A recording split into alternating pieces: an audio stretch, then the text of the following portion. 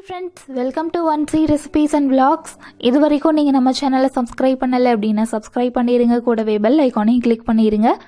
இன்னைக்கு நம்மளோட சேனல்ல ஒரு சூப்பரான தேங்காய் பால் புலாவ் அல்லது தேங்காய் பால் பிரியாணி எப்படி செய்யறதுன்னு இந்த வீடியோ பார்த்து நம்ம தெரிஞ்சுக்கலாம். இத கோகனட் மில்க் புலாவ் அல்லது கோகனட் மில்க் பிரியாணி அப்படின்னு சொல்லலாம். இந்த தேங்காய் பால் புலாவ் பண்ண அன்னைக்கு நான் சிக்கன் சாப்ஸ் பண்ணியிருந்தேன்.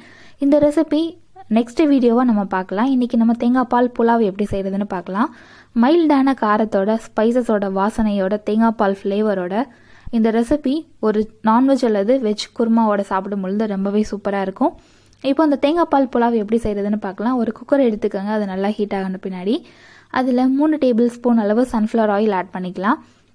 இது தேங்காய் பால் புலாவுங்கிறனால கொஞ்சமாக தேங்காய் எண்ணெயோட ஃப்ளேவர் இருந்தது அப்படின்னா டேஸ்ட் இன்னும் சூப்பராக இருக்கும். 1 டேபிள் ஸ்பூன் அளவு தேங்காய் எண்ணெய் ஆட் பண்ணிக்கலாம். எந்த ஒரு புலாவ் அல்லது பிரியாணி பண்ணுறதா இருந்தாலும் நம்ம நெய் கொஞ்சம் ஆட் பண்ணிக்குவோம். அதே மாதிரி இந்த தேங்காய் பால் புலாவுக்கும் 1 ஸ்பூன் அளவு நெய் சேர்த்துக்கலாம். அடுத்த ஸ்பைசஸ் எல்லாம் ஆட் பண்ணிக்கலாம். 3 கிராம்பு, 2 ஏலக்காய், அடுத்து பிரியாணி இலை 3 ஆட் பண்ணிக்கோங்க. இந்த தேங்காய் பால் புலாவில் நம்ம மசாலா பவுடர் எதுவுமே சேர்க்க போகிறது கிடையாது. அதனால ஸ்பைசஸோட வாசனையில் தான் அந்த தேங்காய் பால் புலாவோட ஃப்ளேவர் நமக்கு என்ஹான்ஸ் ஆகி கிடைக்கும். அதனால இந்த இடத்துல பார்த்தீங்க அப்படின்னா 2 கிராம்பு சேர்க்குற இடத்துல 1 கிராம்பு எக்ஸ்ட்ராவும், 2 பிரியாணி இலை சேர்க்குற இடத்துல 1 பிரியாணி இலை எக்ஸ்ட்ராவும் ஆட் பண்ணியிருக்கேன். அந்த மாதிரி ஆட் பண்ணிக்கோங்க. அடுத்து ஒரு விரலில் பாதி அளவு பட்டை 2 பீஸ் ஆட் பண்ணியிருக்கேன். 1/2 டீஸ்பூன் அளவு சோம்பு ஆட் பண்ணியிருக்கேன். ஸ்பைசஸ் எல்லாம் ஃப்ரை ஆன பின்னாடி 2 பச்சை மிளகாய் ஆட் பண்ணிக்கலாம். அது கூடவே ஒரே ஒரு பெரிய வெங்காயத்தை நல்லா தின் ஸ்லைஸராக கட் பண்ணி போட்டிருக்கேன். பச்சை மிளகாய் ஆட் பண்ணி அடுத்த செகண்டே வெங்காயம் ஆட் பண்ணிடுங்க. பச்சை மிளகாயும் வெங்காயமும் அந்த எண்ணெயில் நல்லா வதங்கட்டும். நம்ம நார்மலாக பிரியாணி புலாவ் பண்ணுற அதே ஸ்டைல் தான். வெங்காயம் எந்த அளவு நல்லா சாஃப்டாக வதங்குதோ அந்த அளவு அந்த தேங்காய் பால் புலாவ் டேஸ்ட் ரொம்ப சூப்பராக இருக்கும். ஒரு சிலர் தேங்காய் பால் சாதம் அல்லது தேங்காய் பால் பிரியாணி பண்ணும் பொழுது தக்காளி சேர்ப்பாங்க. தக்காளி சுத்தமாக சேர்க்கவே கூடாது. தேங்காய் பால் புலாவில் தக்காளி சேர்த்தா அதோட டேஸ்ட்டே மாறிடும். இப்போ அந்த வெங்காயத்தோட கலர் லைட்டாக மாறி இருக்கிற டைமில் 1 டேபிள் ஸ்பூன் அளவு இஞ்சி பூண்டு பேஸ்ட் ஆட் பண்ணியிருக்கேன். இஞ்சி பூண்டோட பச்சை ஸ்மெல் போகிற வரைக்கும் நல்லா வதக்கிடலாம். அந்த வெங்காயம் இப்போ பார்த்தோம் அப்படின்னா நல்லா தெளிவாக தெரியுது. அது நல்லா சாஃப்டாக வதங்க அந்த எண்ணெயோட எண்ணெயாக மிக்ஸ் ஆகிரும். இப்போ பாருங்கள், அந்த வெங்காயம் இருக்கிறதே தெரியாமல் நல்லா சாஃப்டாக வந்திருக்கு. இந்த டைமில் நம்ம தேங்காய் பால் சேர்த்துக்கலாம். இந்த கப்பில் 2 கப் அளவு சீரக சம்பா ரைஸ் எடுத்திருக்கேன். 1 கப் ரைஸுக்கு 1/4 கப் அளவு தேங்காய் பால் சேர்க்கணும். அதனால நம்ம 2.5 கப் அளவு தேங்காய் பால் சேர்த்துக்கலாம். ஒரு தேங்காயில் 1/2 மூடி அளவு தேங்காய் எடுத்துக்கோங்க. அதை சின்ன சின்ன பீஸாக கட் பண்ணி மிக்சி ஜாரில் போட்டு கொஞ்சமாக தண்ணி ஊற்றி விழுதாக அரைச்சிக்கோங்க. அந்த அரைச்ச விழுதுலேருந்து தேங்காய் பால் தனியாக ஃபில்டர் பண்ணி எடுத்துக்கணும். அந்த சக்கையை திருப்பி மிக்சி ஜாரில் சேர்த்து மறுபடியும் கொஞ்சம் தண்ணி ஆட் பண்ணி அரைச்சி மறுபடியும் தேங்காய் பால் எடுக்கணும். இதே மாதிரி 3 தடவை பண்ணணும். 3 தடவை பண்ணும் பொழுது கிடைக்கிற தேங்காய் பாலை மெஷர் பண்ணி இதில் ஆட் பண்ணிக்கோங்க.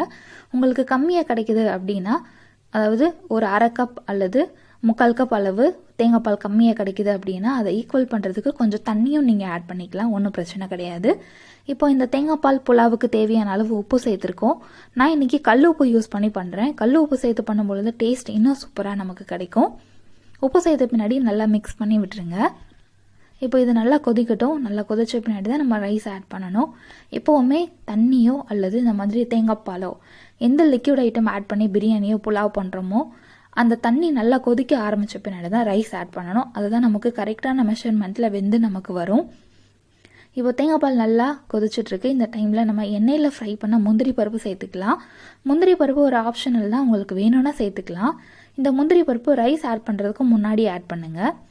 அடுத்து நம்ம சீரக சம்பா ரைஸ் எடுத்து வச்சுருந்தோம் இல்லையா, 2 தடவை கழுவிட்டு ஒரு 10 நிமிஷம் தண்ணியில் ஊற வச்சுக்கோங்க.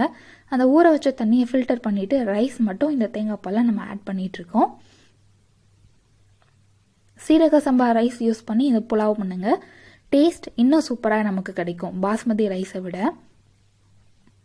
இப்போ அரிசி ஃபுல்லாக நம்ம ஆட் பண்ணிட்டோம். ஆட் பண்ணிவிட்டு நம்ம கொஞ்சம் நேரம் மிக்ஸ் பண்ணிடலாம். மிக்ஸ் பண்ணிவிட்டு இதில் இன்னும் எக்ஸ்ட்ரா ஃப்ளேவருக்காக நம்ம இலைகள் எல்லாம் சேர்க்கணும்.